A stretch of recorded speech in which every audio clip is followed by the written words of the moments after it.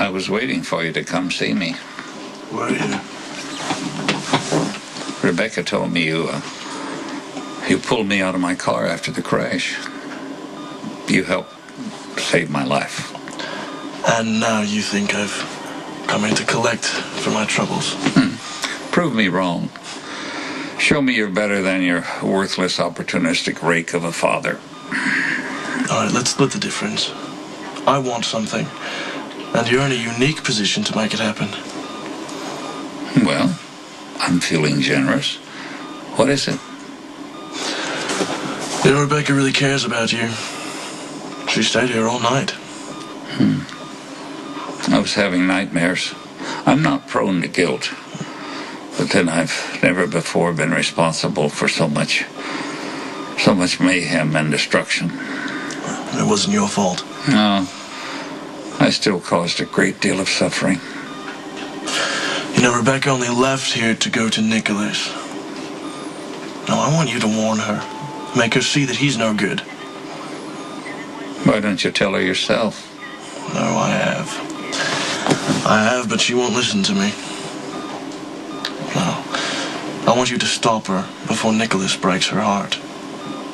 Some people think that Rebecca deserves to have her heart broken after what she did to Nikolas.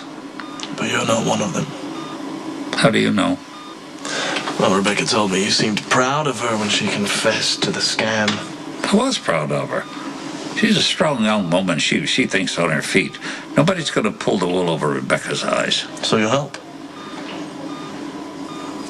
You love her, don't you? No, I just don't want to see her get hurt. Neither do I. She's a good person.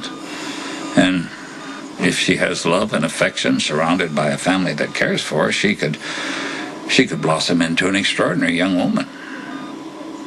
So I'll do what I can to help. However, there's a catch. There's always a catch. Well, shouldn't we be even?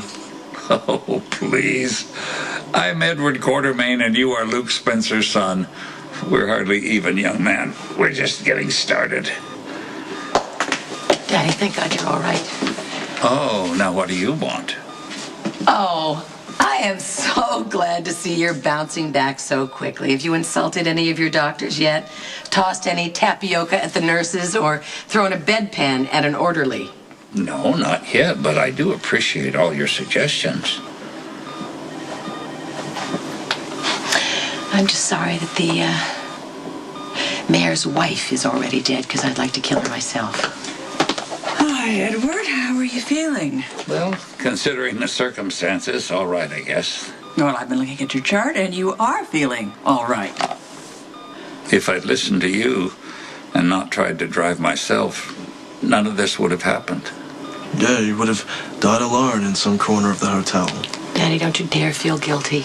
I'm sorry I wasn't here, but I'm here now and I'm not leaving your side. Well, you'll have to make room.